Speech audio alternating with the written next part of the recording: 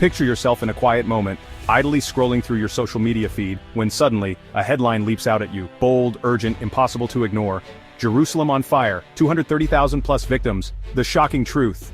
Instantly, your mind races. The city of Jerusalem, a place revered by billions across the globe, is now the center of a catastrophe of unimaginable scale. The headline is designed to jolt you, to make your heart skip a beat, to force you to stop whatever you're doing and pay attention. The words themselves are loaded with emotion and history. Jerusalem isn't just any city, it's a symbol, a crossroads of faith, culture and conflict. To see it paired with the imagery of fire and a staggering number of victims is to witness a collision of the sacred and the tragic.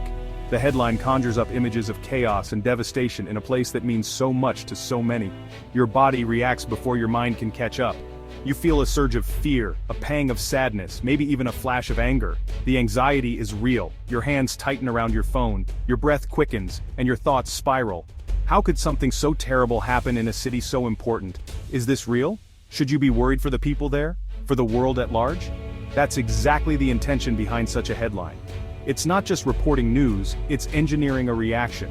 By combining a globally significant location, a catastrophic event, and a precise, overwhelming number, the headline is crafted to cut through the noise of your daily life and demand your attention. It's a formula that's been perfected in newsrooms and on social media platforms. Shock, awe, and urgency, all in a single line. The emotional weight is almost unbearable.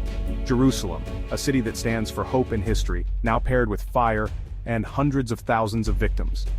The specificity of the number, 230,000, gives the story an air of authority, making it feel official, even as it horrifies. It's a number so large, it's hard to even comprehend, and that's part of the power. It overwhelms your ability to think critically, replacing reason with raw emotion. And then there's the clincher, the shocking truth. Those three words are a siren call, promising secrets, revelations, and answers you can't afford to miss.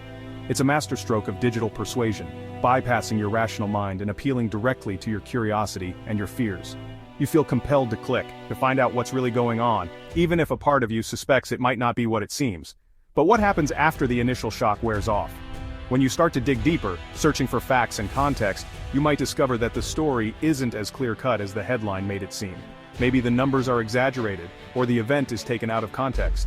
Maybe the shocking truth is less about what happened in Jerusalem, and more about how stories are packaged and sold in the digital age. In a world where attention is currency, headlines are designed not just to inform, but to provoke, to manipulate, and to keep you clicking. That's where our responsibility comes in. It's up to us to look past the emotional jolt, to pause and ask the hard questions. Is any of this true? Who benefits from this narrative? How is my attention being used? And perhaps even exploited? In the end, the real story isn't just about Jerusalem or any single event. It's about the power of headlines, the psychology of fear, and the importance of critical thinking in a world overflowing with information. Only by questioning what we see can we hope to find the truth beneath the shock. When a headline of such magnitude breaks, you'd expect the world to stop and pay attention. Newsrooms would erupt into action, journalists scrambling to verify facts, anchors delivering urgent updates. The air would be thick with anticipation, and every major network would be on high alert, ready to inform the public about the unfolding crisis. Reports would flood in, alerts would be issued, and humanitarian organizations would launch immediate aid appeals. The world would be watching, waiting, reacting. But when you search everywhere, BBC, Reuters, CNN, Al Jazeera, there's nothing. Not a single mention, not even a whisper. You scroll through the world's most trusted news sources, expecting to see headlines, live updates, or at least a breaking news ticker. Instead, you're met with silence. No articles appear, no videos play. There are no official statements from authorities, no press conferences, no eyewitness accounts. The digital pages are blank, as if the event never happened at all. Local newsrooms are equally silent. Emergency operations centers remain undisturbed, and city streets show no sign of chaos. No sirens, no first responders, no crowds gathering in concern. It's as if the world is carrying on, blissfully unaware of the supposed disaster. Even the digital world, which usually buzzes with real-time updates and viral posts, is eerily quiet. No trending hashtags, no viral videos, no frantic messages or calls for help. Social media timelines are empty, notifications are silent, and the usual chatter is replaced by a strange calm. The story simply doesn't exist. It's as if it was erased before it could ever be written, leaving behind only questions and confusion.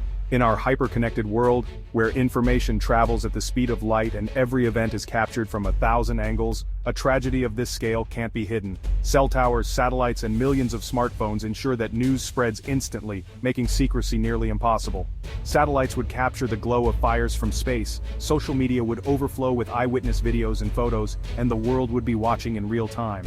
The idea that such an event could be concealed defies logic and the very nature of our interconnected society. The total absence of evidence becomes the biggest clue of all. Like an investigator searching for a crime that leaves no trace, we're left with nothing. No files, no records, no proof. The only logical conclusion is that the event never happened.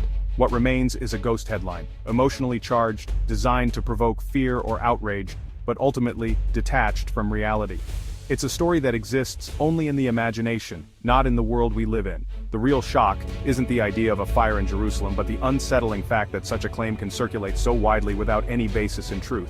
The city remains calm, its people go about their lives, and the world outside is unchanged. So why create such a story? The answer lies in the power of information. False headlines can be weaponized to sow confusion, manipulate emotions, and erode public trust. In a world where anyone can publish anything, the line between fact and fiction becomes dangerously thin.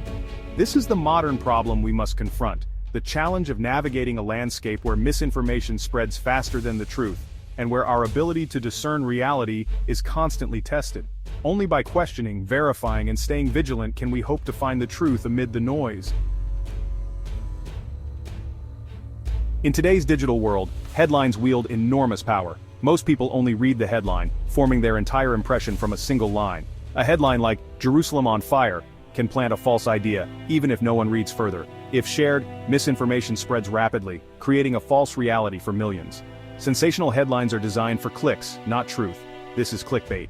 Emotional words and promises of shocking secrets exploit our curiosity and fears. The truth becomes secondary to virality. This blurs fact and fiction, eroding trust in all news. When trust collapses, democracy suffers. Recognizing these tactics is the first step to becoming a smarter news consumer. Always question the substance behind the words. Jerusalem's violent history can make dramatic headlines seem plausible. Ancient tragedies like the Roman destruction echo in our minds. But history isn't evidence for today's news. The headline, "Jerusalem on fire, 230,000 plus victims," is presented as current. Modern journalism demands verifiable sources and evidence. A specific number like 230,000 is a tactic. It sounds official, but without context it's meaningless. Disinformation often uses precise numbers to create false authority. The plus sign implies an escalating crisis, heightening alarm. Always ask, where did this number come from? Who counted? What's the source? Without answers, the number is just a prop for fiction. In the present, a claim this big needs clear, credible proof. Without it, treat it as highly suspicious. Every word in a headline is chosen to trigger emotion. Jerusalem on fire fuses a sacred place with chaos. Fire signals danger and destruction. 230,000 plus victims quantifies the horror, making it feel real. Victims is loaded, evoking innocence and suffering. The question mark offers deniability, just asking, not asserting.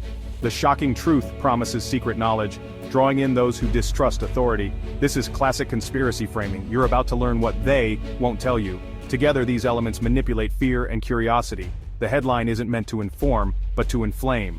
Recognizing these tricks is like seeing the code behind the matrix. Once you spot them, you're immune to their effect.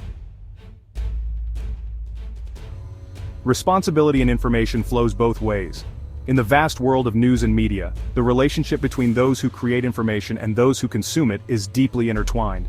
Every story published, every headline crafted, and every article shared has the potential to shape public opinion, influence decisions, and even alter the course of events.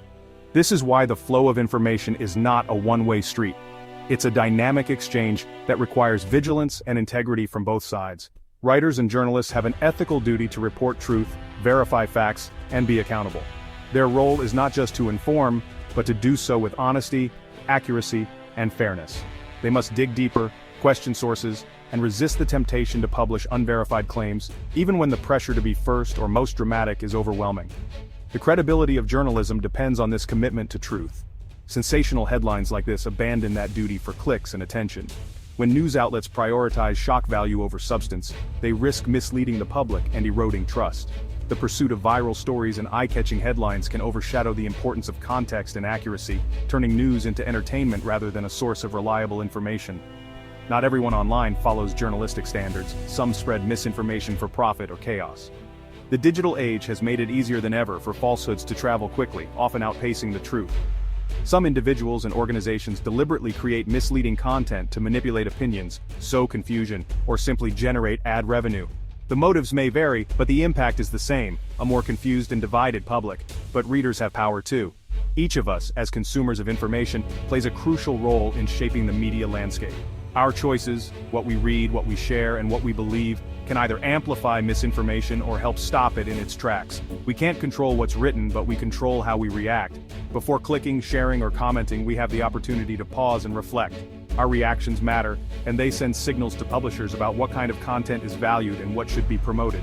Our responsibility is to think critically. Don't take headlines at face value, especially those designed to provoke. Ask yourself, does this story seem exaggerated? Is it trying to make me angry or afraid? Critical thinking is our shield against manipulation, helping us separate fact from fiction. Pause, ask, is this plausible? Who's the source? Take a moment to consider whether the information makes sense and whether the source is credible.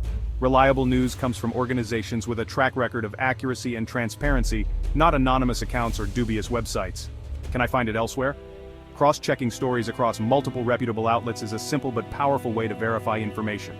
If a claim is true, it will usually be reported by more than one trustworthy source. These questions are our first defense against misinformation. By being skeptical and seeking confirmation, we help prevent the spread of falsehoods. Fact-checking is not just for professionals, it's a habit we can all develop.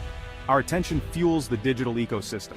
Every click, share, and comment tells algorithms what to promote. When we engage with sensational or misleading content, we inadvertently help it reach more people.